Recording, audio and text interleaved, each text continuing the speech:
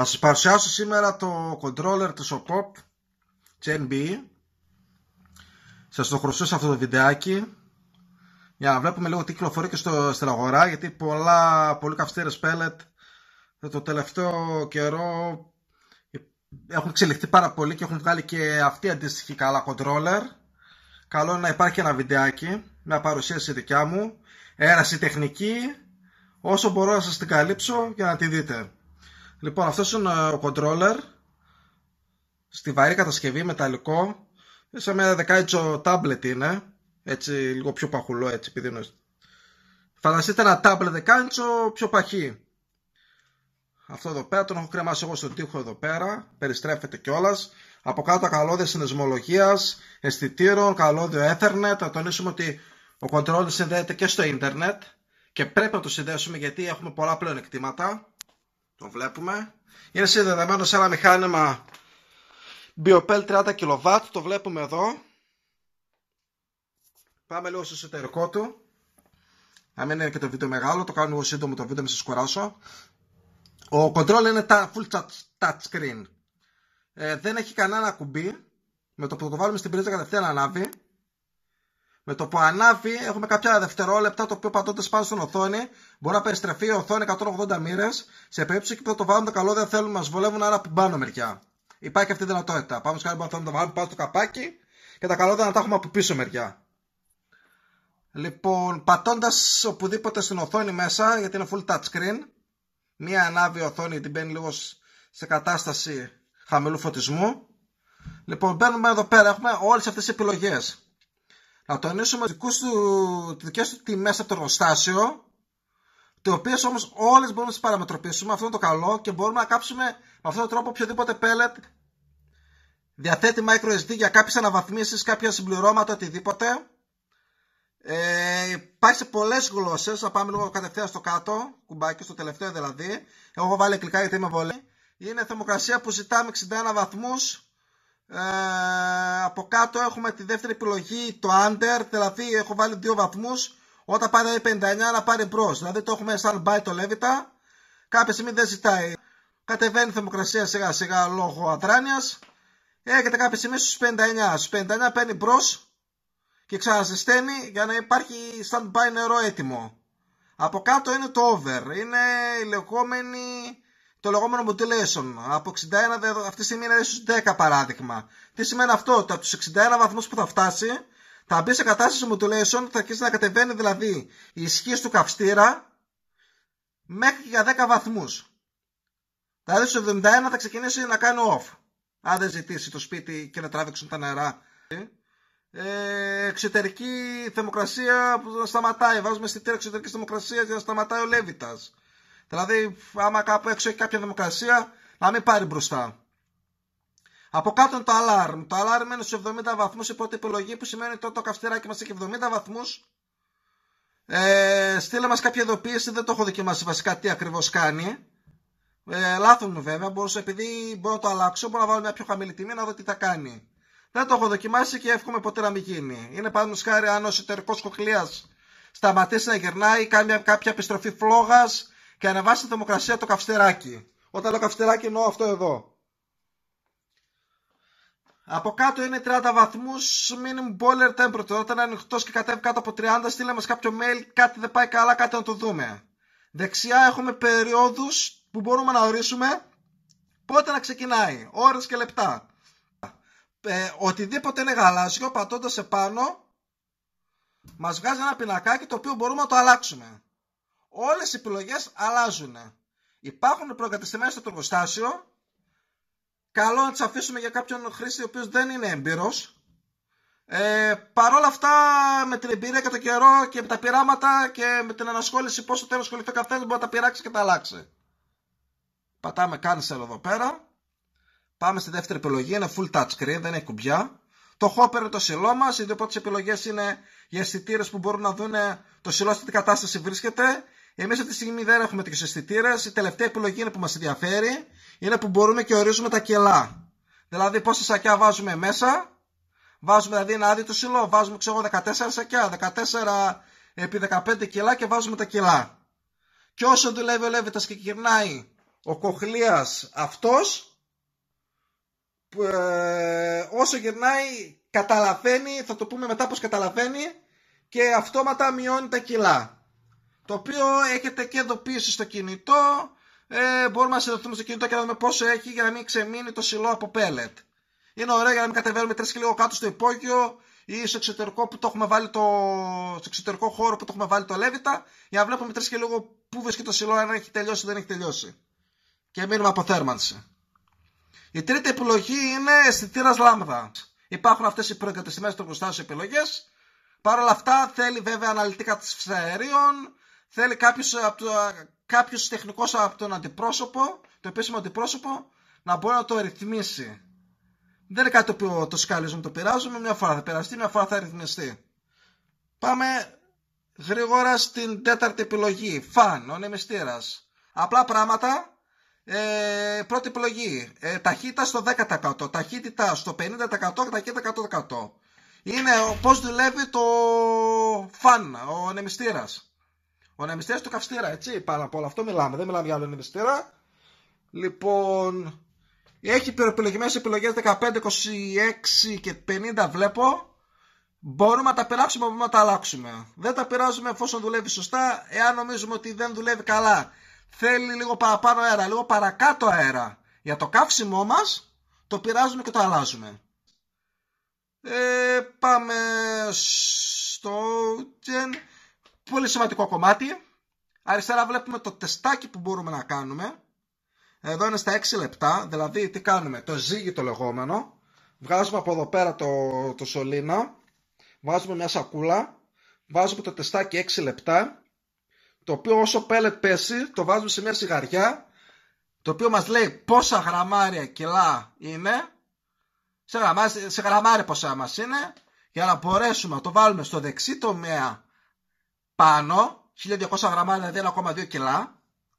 Για να μπορεί να καταλάβει αν είναι χοντροκομμένο, πιο μακριά τα κομματάκια, πιο κοντά τα κομματάκια, να μας βγάζει ένα μέσο όρο στα 6 λεπτά το βάρος, για να μπορεί να καταλάβει πόσο θα γυρίζει ο κοχλίας, και ο ένας και ο άλλος εσωτερικός, 2 κοχλίες έχει μέσα, για να μπορεί να γίνεται σωστή καύση. Μέσα προγραμματισμό που το κάνει αυτό που το υπολογίζει από το εργοστάσιο, έχει φοβερό προγραμματισμό. Παρ' όλα αυτά μπορούμε να το κάνουμε off, όπως εγώ αυτή τη στιγμή που το έχω off, και να του δώσουμε εμείς τις τιμές στο 10% και στα 100%, δηλαδή στο πολύ μίνιμου, γιατί κάτω από 10 δεν μπορεί να δουλέψει, και στο πολύ μάξιμου τις 100 που θα πέφτει το pellet, ώστε να το φέρουμε εκεί ακριβώς που θέλουμε. Δηλαδή μπορεί να λέει το εργοστάσιο, ο προγραμματισμός του μέσα, μια επιλογή, αλλά μπορεί να μην μας κάθεται καλά επιλογή.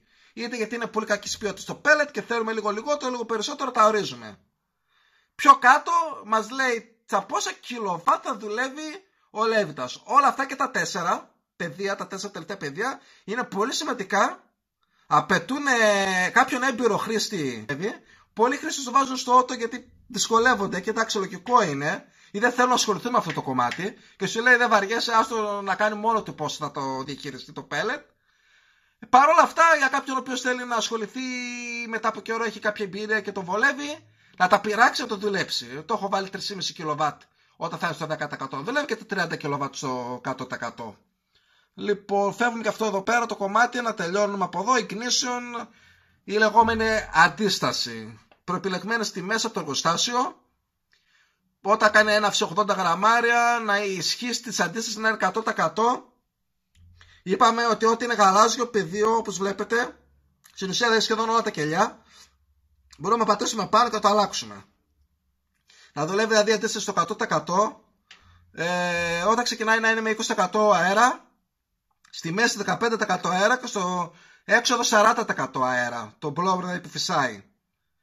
Max time 10 λεπτά, να δουλέψει 10 λεπτά και κάνει μια προθέρμανση στην αντίσταση για 60 δευτερόλεπτα. Αυτές είναι οι τιμές οι οποίες καλό να μην τις πειράξουμε, γιατί από τη στιγμή που έχουμε αντίσταση γνήσια της OPOP, ο κατασκευαστής να δίνει αυτές τις τιμές με τις δικές του αντιστάσεις συγκεκριμένες, δεν υπάρχει λόγος να τις πειράξουμε τις ρυθμίσεις αυτές. Τώρα, άμα βάλουμε κάποια κεραμική αντίσταση και θέλουμε να το πειράξουμε λόγω το χρόνο γιατί είναι πιο δυνατές ή δουλεύουν διαφορετικά, εκεί τις πειράζουμε. Πάντα βέβαια με ρίσκο, γιατί είναι λίγο λεπτό το θέμα αυτό. Αυτό που μπορούμε να πειράξουμε είναι το τέταρτο από το τέλος που λέγεται Photosensor as Level. Είναι τι ευαισθησία θα έχει. Είναι φοβερό αυτό εδώ, γιατί πολλοί λέβητες με το που βγάζουν λίγο φλόγα με την ώρα που κάνουν έναυση, δεν το πιάνει ο Photosensor και συνεχίζει εντύσσεται να δουλεύει. Με αποτέλεσμα έχουμε μεγαλύτερη φθορά.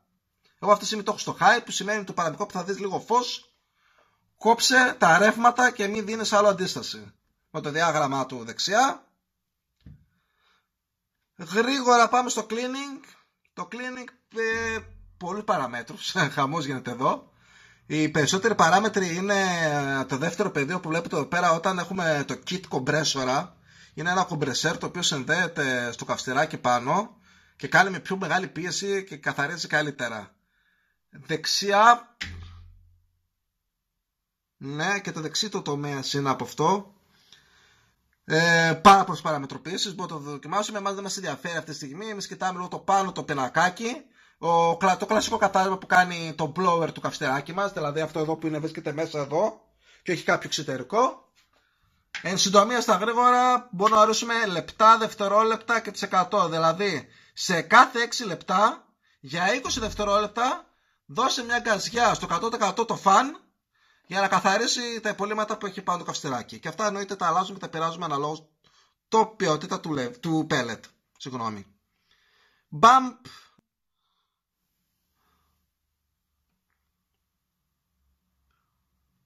Έχει πάρα πολλές παραμετροποιήσεις, οι οποίες ο μέσος χρήστης δεν θα τις δουλέψει. Δοχείο αδράνειας. Ένα καλό που έχει είναι έχει όλες τις επιλογές για να βάλουμε ένα δοχείο αδράνειας, δηλαδή ο Λέβητας να στέλνει νερά σε ένα δοχείο αδράνειας και από το δοχείο αδράνεια να φεύγουν τα νερά στο σπίτι μας. Στην επιχείρηση οπουδήποτε έχει μπει ο Λέβητας.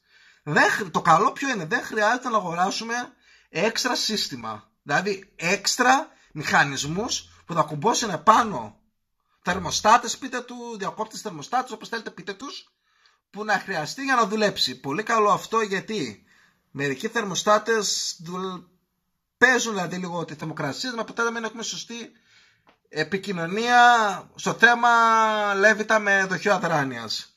Μόνο τους αισθητήρες συνδέουμε πάνω στο controller μας, επάνω στο δοχείο αδράνειας, και από εδώ πέρα ορίζουμε τις θερμοκρασίες, οπότε μπορούμε να δουλέψουμε πιο καλά και πιο σωστά και πιο ορθά το δοχείο αδράνειας με το Λέβητα. PID το λεγόμενο. Δεν θα το μακρολογήσω εδώ πέρα. Οι τρεις πρώτες επιλογές είναι για το PID. Στα απλά ελληνικά λίγο, γιατί είναι πολύ τεχνικό το θέμα αυτό εδώ πέρα πώς δουλεύει. Να σας το καταλάβετε, είναι πώς θα σπιντάρει ο Λέβητας. Δηλαδή από το 20% σε 30% πόσο χρόνο θα δώσει. Έχει κάποιες προεπιλογές το εργοστάσιο. Παρόλα αυτά η τεχνική της επίσημης αντιπροσωπείας στη Θεσσαλονίκη, στο Καλοχώρι της ΟΠΟΠ, έχουν κάνει κάποια δοκιμές και μπορείτε, εφόσον έχετε μηχάνημα, και να τους πάρετε τηλέφωνο να τους πείτε ότι ξέρετε, θέλω λίγο να σπιντάρει πιο γρήγορα ο Λέβητας ή να μην σπιντάρει τόσο γρήγορα ο Λέβητας. Το λέω έτσι λίγο για να το καταλάβουμε πώς είναι, και να σας δώσουν τις τιμές.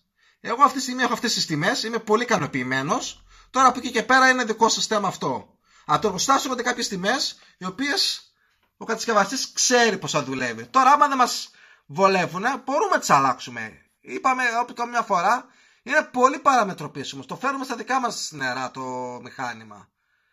Ό,τι δεν ξέρουμε, ό,τι είμαστε καλυμμένοι, δεν το πειράζουμε. Ο βασικός κανόνας, ό,τι δουλεύει, δεν το πειράζουμε και είμαστε ευχαριστημένοι. Το μόνο που θα πειράξουμε είναι τα δύο κάτω τελευταία.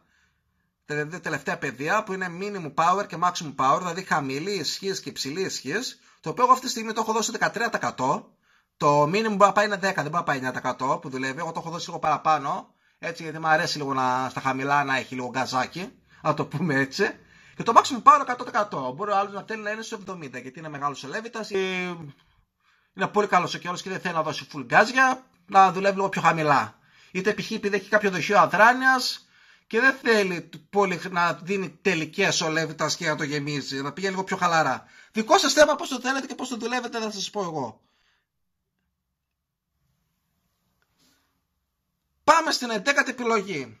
Ένα μεγάλο χαρτί που έχει αυτός ο controller, λεγόμενη αντιστάθμιση. Είναι έτοιμη Δεν χρειάζεται να αγοράσετε πίνακα αντιστάθμισης. Μόνο τους αισθητήρες, εννοείται λογικά, βάζουμε εξωτερικές θερμοκρασίες, οι οποίες του συνδέεται από κάτω και του ορίζετε και του λέτε πώς θα δουλεύει. Εννοείται βέβαια χρειαζόμαστε και κάποια τρίωδη τετράωδα, η οποία είναι αυτές που έχουν με ένα μοτεράκι πάνω, οι οποίες αναλόγως συνδεδεμένο το μοτεράκι πάνω στο controller, αναλόγως στις τιμές που έχουμε δώσει, θα γυρνάει και θα κόβει και θα δίνει τα νερά. Full παραμετροπίσιμο σε όλη τη σημασία της λέξεως. Ένα στατιστικό, όπως βλέπετε τώρα, επειδή είναι κλειστός ο Λέβητας, οι γραμμές είναι σχεδόν ευθείες. Σε 2 μέρες, 2 μέρες, 24 ώρες, 12 ώρες, 3 ώρες, 1 ώρα.